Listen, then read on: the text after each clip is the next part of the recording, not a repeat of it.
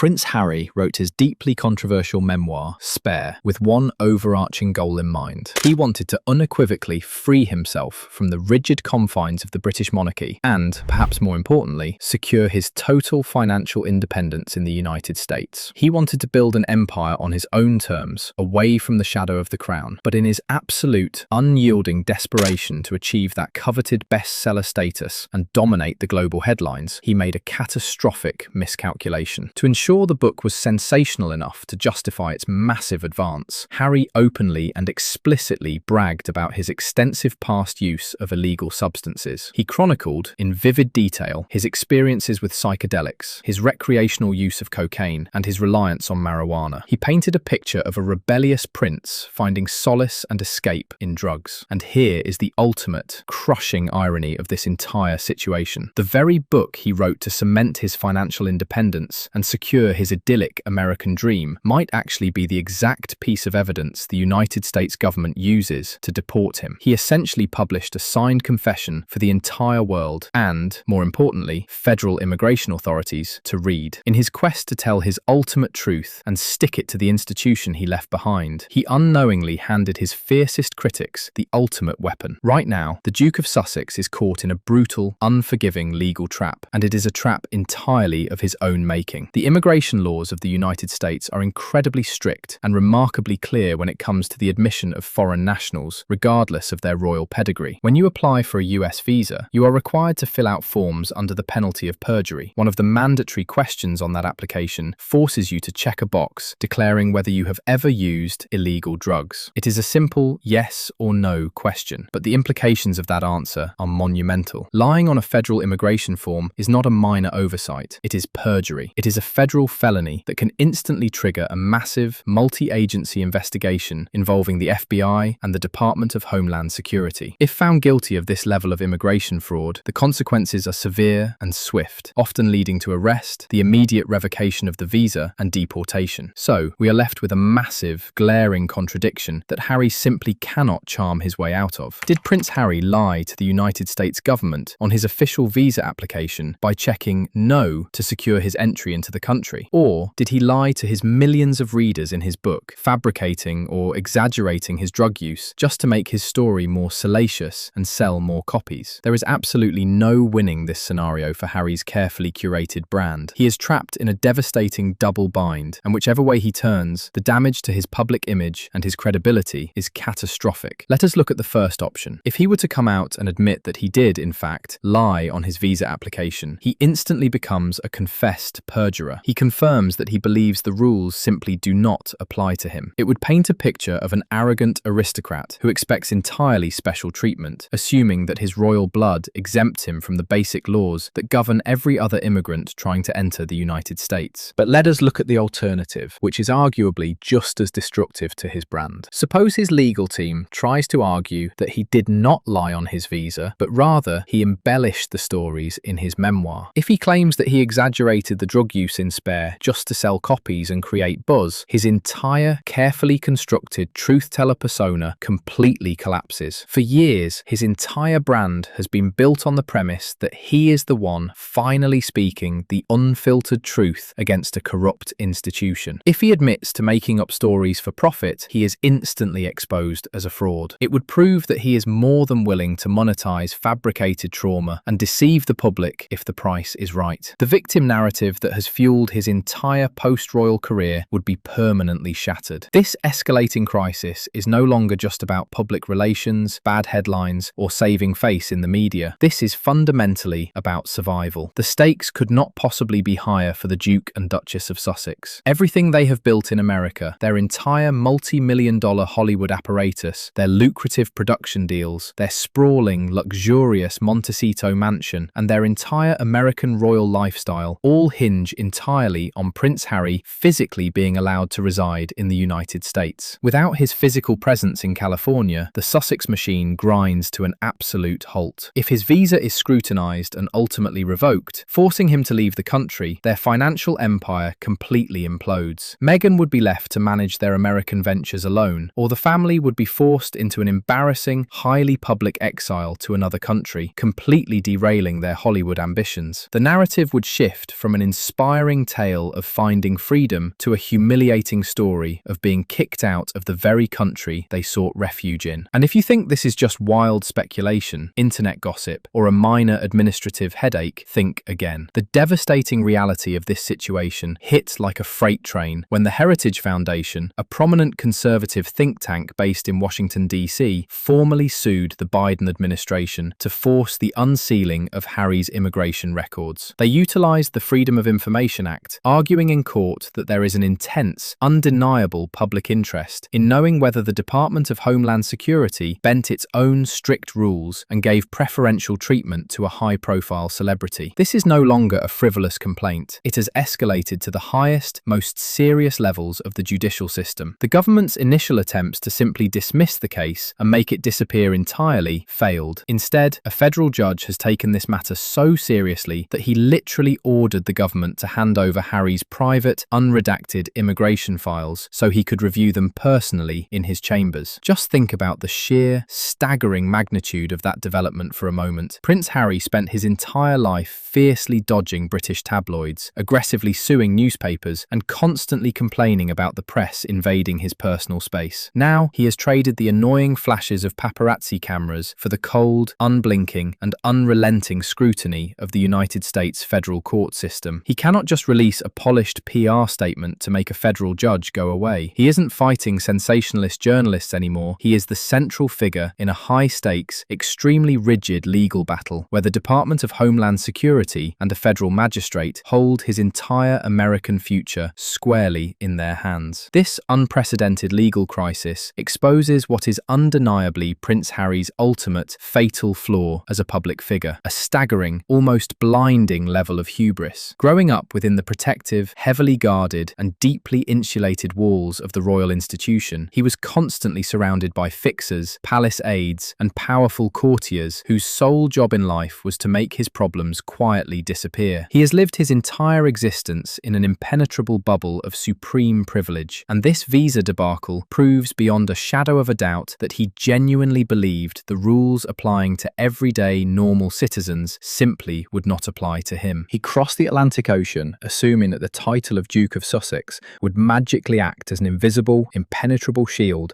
against bureaucratic red tape and federal law. But in doing so, he completely forgot the foundational history and the core ethos of his chosen new home. The United States of America famously fought an incredibly bloody Revolutionary War specifically to reject royal privilege. America was built on the fundamental bedrock principle that there are no kings, no princes, and no aristocrats who stand above the rule of law. When he sat down to fill out those immigration papers, the American immigration machine did not care about his place in the line of succession. To the system, he was just another applicant. His failure to grasp this basic concept highlights a profound, deeply ingrained disconnect from reality. He expected absolute deferential treatment from a nation whose very DNA is programmed to reject deference to the British Crown. Faced with this monumental legal threat and a rapidly deteriorating public image, his public relations team went into absolute overdrive. But their defense strategy relies on an emotional appeal that has completely and utterly failed. Their primary response has been to express intense outrage, loudly claiming that this lawsuit is a massive, unprecedented invasion of his privacy. They are desperately arguing that his immigration records are deeply personal documents and should remain permanently locked away from public view. But the general public and the global audience instantly and violently rejected this defense, and for a very good reason. The hypocrisy of this argument is almost too massive to comprehend. You simply cannot stand before a federal judge and demand state-level privacy protection for your standard boilerplate legal documents, while simultaneously monetizing your deepest, darkest, and most private family secrets for tens of millions of dollars. You cannot sign a massive, lucrative deal with Netflix to broadcast intimate footage of your home life, sit down with Oprah Winfrey to air out incredibly damaging private conversations with your father and brother, and sell a memoir detailing highly personal family arguments, only to suddenly claim that your privacy is sacred when a think tank asks to see your visa form. In his book, Harry overshared to an uncomfortable degree, discussing his frostbitten anatomy, the exact details of losing his virginity, and the private text of his sister-in-law. The public sees right through this staggering inauthenticity. He is perfectly willing to completely obliterate the privacy of his own family when it pays him $20 million. But the second second the legal system asks for basic transparency about his own actions, he cowers behind the very concept of privacy that he has spent the last 4 years actively destroying. This entire debacle brings us to the absolute thematic core of this saga, which is the sheer, unadulterated hypocrisy of selective transparency. For the better part of the last 4 years, Prince Harry has positioned himself as a fierce, uncompromising crusader for the truth. He has built an incredibly lucrative post-royal brand upon the idea that he is demanding total accountability from the British royal family and the British press. He went on international television and demanded public apologies. He demanded that the institution own up to its alleged wrongdoings, dragging his father, his brother, and the monarchy's closest advisors through the mud in the name of total, unfiltered transparency. He claimed he was shining a massive spotlight into the darkest corners of a corrupt system. Yet, the absolute second that the American public and the federal legal system demand a shred of truth and legal accountability from him, his tune completely changes. Instead of practicing the radical transparency he relentlessly preaches, he immediately hides behind a phalanx of high-priced, incredibly aggressive Washington lawyers. He is using every legal maneuver available to ensure his own records remain permanently sealed in a vault. The core moral here is that Harry's version of the truth is a one-way street. He believes transparency is a powerful weapon to be wielded against his family, but never a standard that he himself should be subjected to. It is the absolute definition of rules for thee, but not for me, and the global audience is finally seeing right through the carefully constructed facade. And as this legal crisis continues to spiral completely out of his control, you have to stop and look at who is actually coming to his defense. Look around the global stage and try to find his powerful allies in this fight. The answer is incredibly telling. There is nobody. The isolation surrounding the Duke of Sussex right now is absolutely deafening. Back in the United Kingdom, the British royal family remains completely, resolutely silent. There are no sympathetic leaks to the press from Buckingham Palace, no official statements of support from King Charles, and certainly no lifelines being thrown by Prince William. The institution he spent years publicly trashing is simply standing back and letting him lie in the exact bed he so meticulously made for himself. They are employing their famous mantra of never complain, never explain to devastating effect, watching from across the ocean as his American dream slowly turns into a legal nightmare. Meanwhile, here in his newly adopted home country, the situation is even more precarious. Prominent American politicians and powerful public figures are openly threatening to scrutinize his records, strip him of his visa status, and potentially throw him out of the country entirely if they win the next election. He is literally being used as a political talking point, held up as a prime example of elite privilege that needs to be dismantled and brought to justice. He has somehow managed to completely alienate the power structures on both sides of the Atlantic Ocean. He is an island, entirely isolated by his own reckless actions, his own staggering arrogance, and his own uncontrollable need for public attention. So, where does this leave the renegade prince? Right now, we are all collectively waiting on a federal judge in Washington, D.C. to issue his final ruling on whether those deeply guarded immigration files will be unsealed and released to the public. But honestly, in the ruthless court of public opinion, the point of no return has already been crossed. The damage to his reputation is entirely irreversible. That highly publicized, triumphant freedom flight to California, the one that was supposed to represent his ultimate liberation from the oppressive constraints of royal life, has slowly and painfully turned into a golden cage. He is trapped in a sprawling Montecito mansion, surrounded by lawyers, frantically fighting to keep his past from destroying his future in America. He is constantly looking over his shoulder, wondering if a single checked box on a government document will be the catalyst that brings his entire Hollywood empire crashing down to the ground. It is a cinematic level of poetic justice. You just have to sit back and marvel at the breathtaking irony of it all. The man who dedicated his life to trying to burn down a 1,000-year-old monarchy, the man who declared an all-out war on the global media and thought he could outsmart the establishment, might just be taken down by a simple, standard-issue immigration form. If you found this deep dive into Prince Harry's deportation dilemma as fascinating as I did, I want to hear exactly what you think in the comments below. Do you believe he actually lied to the federal government on his visa application? Or was he just making up sensational stories to sell more copies of his book? And more importantly, if he did lie, do you think he should face the exact same deportation consequences as any other normal person trying to enter the country? Let me know your thoughts down below. Make sure to hit that like button to support the channel and subscribe so you never miss out on our upcoming videos breaking down the biggest and most complex stories. Thanks so much for watching, and I will see you in the next one.